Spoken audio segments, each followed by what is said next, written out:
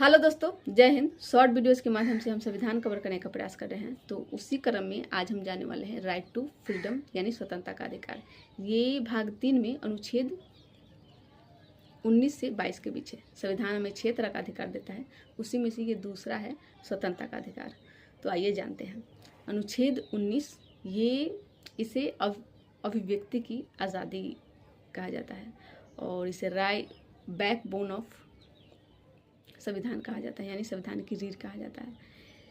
ये किसी व्यक्ति के संपूर्ण विकास के लिए 6 तरह के अधिकार देता है, जिसमें आपको बोलने का अधिकार है, अभिव्यक्ति की आज़ादी है, यानी सरकार के नीतियों के खिलाफ आप बोल सकते हैं।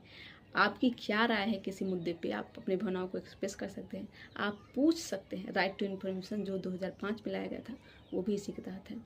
आपको झंडा फहराने का अधिकार, तो झंडा फहरा के भी हम क्या करें, एक्सप्रेस कर रहे हैं अपनी भावनाओं को अपने देश के प्रति।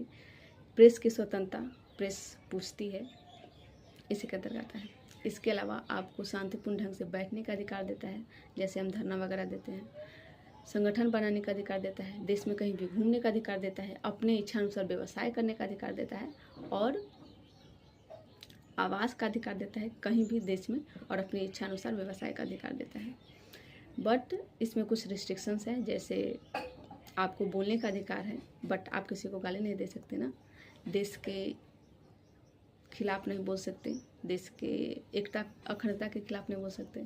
आपको व्यवसाय का अधिकार है, बट आप गैर कानूनी व्यवसाय नहीं कर सकते। आप ये ना हो कि ड्रग्स का व्यापार करने लग जाए।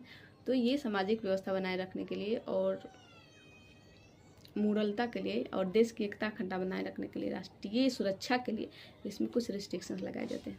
ठीक है, अब जानते हैं अनुच्छेद 20। ये क्या कहता है? दोष सिद्धि पे स्वतंत्रता, यानी कोई अपराधी घोषित हो चुका है, फिर भी उसे 3 तरह की स्वतंत्रता है। पहला कि जिस समय आपने जुर्म किया है उसी समय के अनुसार आपको सज़ा दी जाएगी।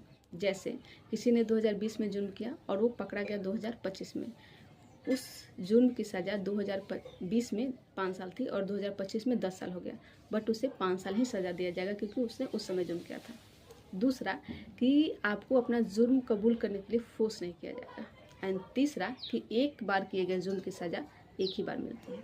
ठीक है, तो आप ये ध्यान रखिएगा। अब आते हैं अनुच्छेद 21। ये क्या कहता है? प्राण एवं दैहिक स्वतंत्रता। इसमें सबसे जो इम्पोर्टेंट है वो ये है कि अनुच्छेद 21 के क में 86वें संविधान संशोधन के तहत शिक्षा का अधिकार जोड़ा गया और ये बार बार पूछा जाता है, तो आप ये ध्यान रखिएगा। बाकी इसमें विस्तार होते रहता है। निजता का अधिकार इसमें आता है, स्वच्छ पानी